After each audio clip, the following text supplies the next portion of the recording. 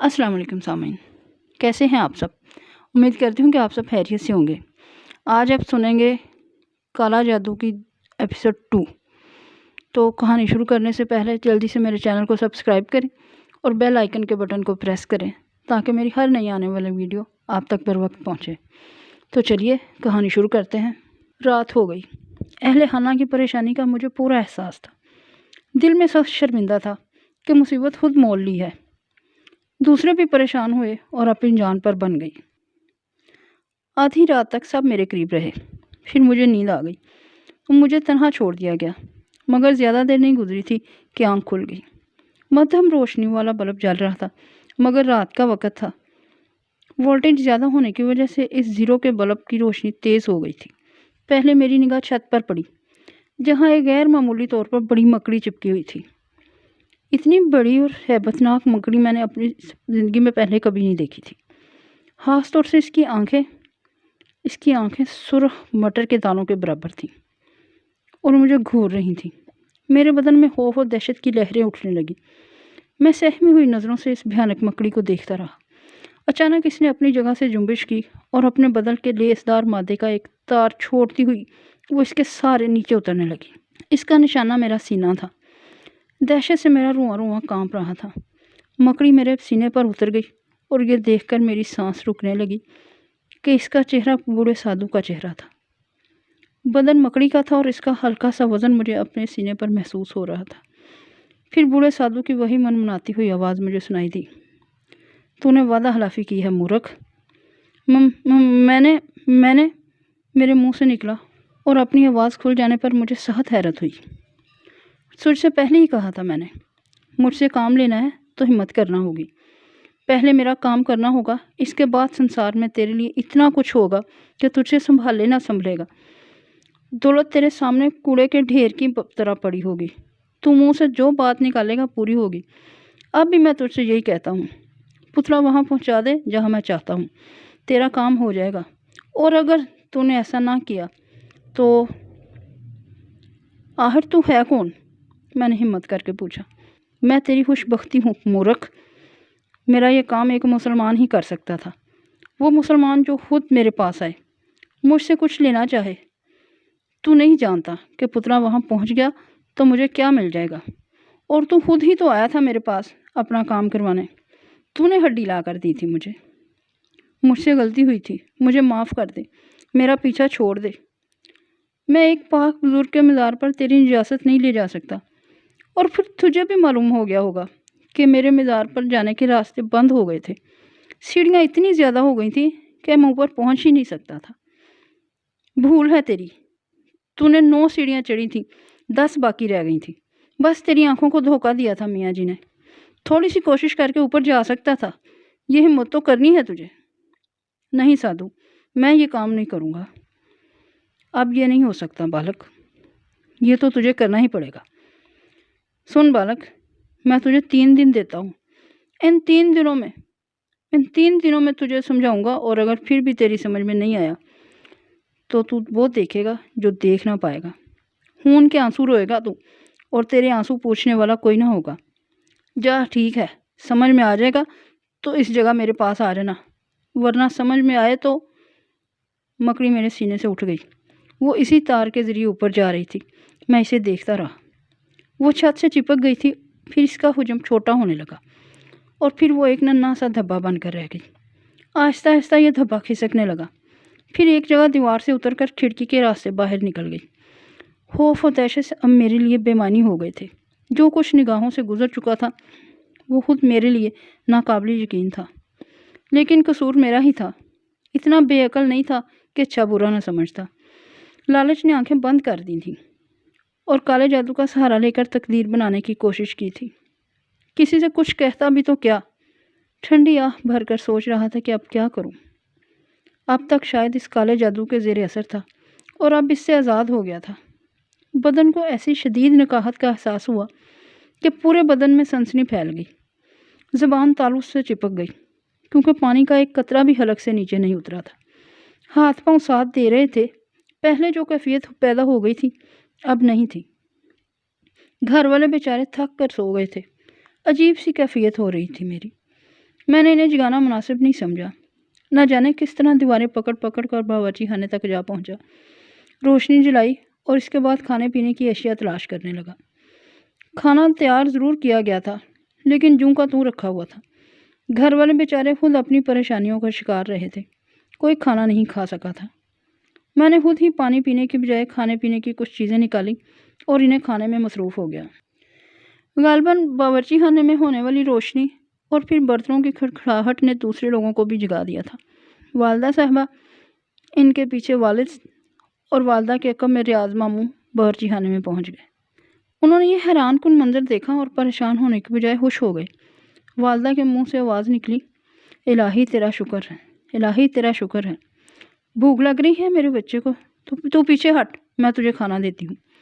نہیں امی، میں نے کھانا کھا لیا ہے، بس ایک گلاس پانی دے دیجیے، میں نے کہا، اور ان سب کے زرد چہرے خوشی سے کھل گئے۔ مجھ سے چھوٹی ایک بہن تھی اور اس سے 1 سال چھوٹا بھائی بھی تھا۔ وہ دونوں شاید نہیں جاگے تھے، لیکن باقی تینوں افراد میرے کھانے سے فارغ ہونے کے بعد مجھے بڑے اہتمام کے ساتھ اپنے ساتھ لے گئے۔ والدہ نے اپنے کمرے کا بستر درست کیا۔ ایک طرف جائے نماز بچھی ہوئی تھی، اس کا کونا موڑ دیا گیا تھا اور اس پر تسبیح بھی رکھی ہوئی تھی۔ غالباً والدہ جاگ رہی تھیں اور میرے لیے دعائیں کر رہی تھیں۔ والد صاحب مجھے تجسس بھری نگاہوں سے دیکھ رہے تھے، پھر انہوں نے کہا، بیٹے اب کیسی طبیعت ہے؟ اب تو تم بول سکتے ہو نا، ہاتھ پاؤں بھی ٹھیک ہیں؟ جی ابو۔ مگر بیٹے کچھ بتاؤ تو صحیح، ہوا کیا تھا؟ یہ بات تو میں پہلے ہی طے کر چکا تھا کہ ان لوگوں کو اپنی اس گندی حرکت کے بارے میں کچھ نہیں بتاؤں گا۔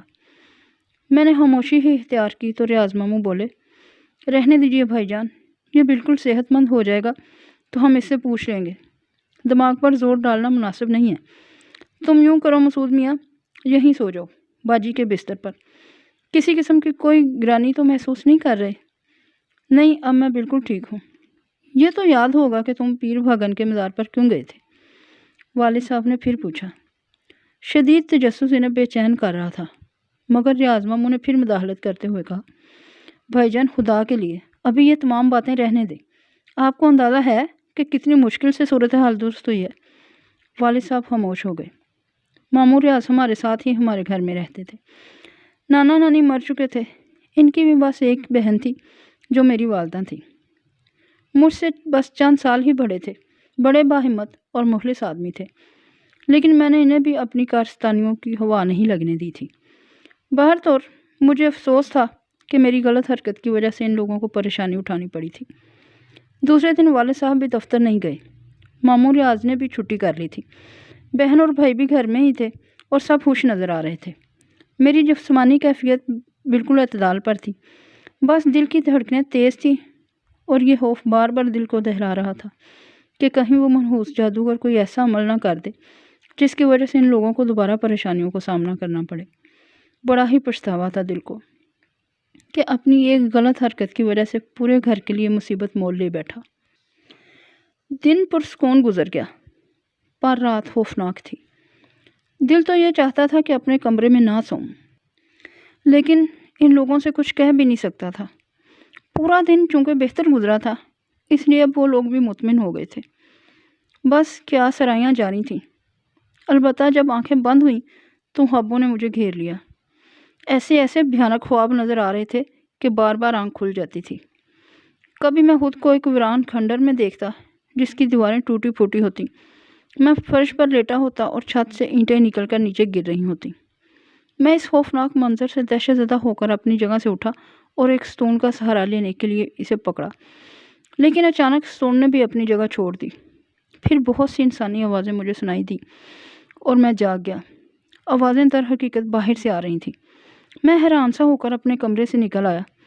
میں نے دیکھا کہ گھر کے تمام افراد صحن میں کھڑے ہوئے ہیں۔ تیز روشنی ہو رہی ہے اور سامنے باتھ روم کے قریب ایک بڑے تھال میں کوئی چیز رکھی ہوئی ہے جو سب کی نگاہوں کا مرکز ہے۔ میں آگے بڑھا تو وہ سب میری طرف دیکھنے لگے۔ والدہ صاحبہ دل پکڑے ہوئے کھڑی تھی، ماموں ریاض بھی سہمے سے نظر آ رہے تھے۔ اس تھال میں نے 2 کالے بکروں کے کٹے ہوئے سر اور ایک بڑی سی کلیجی رکھی ہوئی دیکھی۔ اس کے چاروں طرف خون کے دھبے بکھرے ہوئے تھے۔ والد صاحب نے پریشان لہجے میں کہا، خدا جانے کیا ہے یہ، کچھ سمجھ میں نہیں آ رہا، یہ کہاں سے آیا؟ آخر یہ کیا ہو رہا ہے ہمارے ساتھ؟ میری سمجھ میں تو کچھ نہیں آ رہا. آپ بتاؤ کیا کریں ان چیزوں کا؟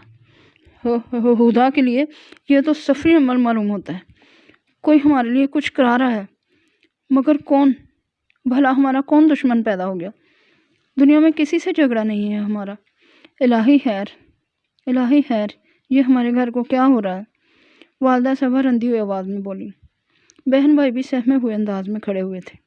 والد صاحب نے ماموں ریاض سے کہا، میاں ریاض، ہمت کرنا ہوگی. میں اٹھاتا ہوں ان چیزوں کو، خاموشی سے باہر پھینک دیں گے. پڑوسیوں کو خبر ہو گئی تو نہ جانے کیا قیاس رائیاں کریں گے. ماموں ریاض بہت ہمت والے تھے. انہوں نے فوراً آگے بڑھ کر تھال اٹھا لیا. والد صاحب نے دروازہ کھولا اور رات کی تاریکی میں دونوں باہر نکل گئے. میری زبان پر تالا لگا ہوا تھا. بہت کچھ کہنا چاہتا تھا، لیکن نہ جانے کیوں زبان خاموش تھی. جاگتی راتیں تو اب مقدر بن گئی تھیں. اس پرسکون گھر میں مصیبت کا بیج تو میں نے ہی بویا تھا. ایک خبیث سفلی عمل کے ماہر کو میں نے اپنا گھر دکھا دیا تھا. اس نے جو کچھ کہا تھا اس کا پہلا نمونہ پیش کر دیا تھا. گھر والے انہیں یاد کر رہے تھے جنہیں کبھی ان کے ہاتھوں تکلیف پہنچی تھی، مگر ایسا کوئی یاد نہیں آ رہا تھا. سب مصیبت کا شکار تھے اور میرا دل رو رہا تھا، کیونکہ ان کی مصیبت کا باعث میں ہی تھا. میں نے اس گندگی کو پورے ہوش و حواس کے عالم میں مزار پر پہنچانے کی کوشش کی تھی. اب میں کسی کو کیا بتاتا؟ بیچارے خود بھی کوئی فیصلہ نہ کر پائے. جو وقت گزر رہا تھا میری کیفیت خراب ہوتی جا رہی تھی. بہن بھائی سہمے ہوئے تھے. ماموں ریاض اور والد صاحب سخت پریشان تھے. دوسری رات بھی بھیانک تھی. رات بھر ہماری چھت پر دھما چوکڑی مچی رہی. بلیوں کے رونے کی آوازیں سنائی دیتی رہیں. یہ آوازیں در و دیوار سے بلند ہوتی محسوس ہوتی تھی. ماموں ریاض، والد صاحب اور میرا چھوٹا بھائی اختر ڈنڈے لیے چھت پر اور صحن میں بھاگتے پھرے، مگر ایک بھی بلی نظر نہیں آئی تھی. صبح کو ایک اور دہشت ناک واقعہ پیش آیا. چھوٹی بہن شمسا غسل خانے میں غسل کرنے گئی تو اس کی دل دوز چیخوں سے سب کے دل دہل گئے. اور تو کوئی اس کے پاس نہ جا سکا. والدہ صاحبہ غسل خانے میں داخل ہو گئی. شمسا بے ہوش ہو کر غسل خانے میں گر پڑی تھی.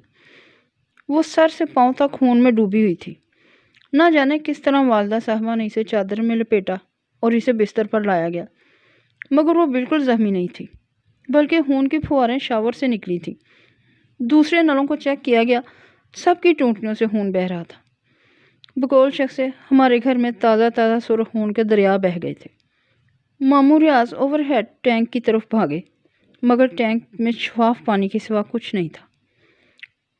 بعد میں نلوں کی ٹوٹیاں بھی صاف پانی اگلنے لگی، مگر وہ خون اپنی جگہ ایک مستحکم حیثیت رکھتا تھا، کیونکہ جہاں وہ گرا تھا اپنی حیثیت کے مطابق جمتا جا رہا تھا. والدہ صاحبہ خواص باختہ ہو گئی. شمسا کو مشکل سے ہوش آیا تھا اور اس نے یہی بتایا کہ جو ہی اس نے شاور کھولا اس سے خون کی دھاریں ابل پڑیں. غرض اس گھر میں پریشانیوں کے سوا کچھ نہ رہا. میں سکتے کے عالم میں تھا.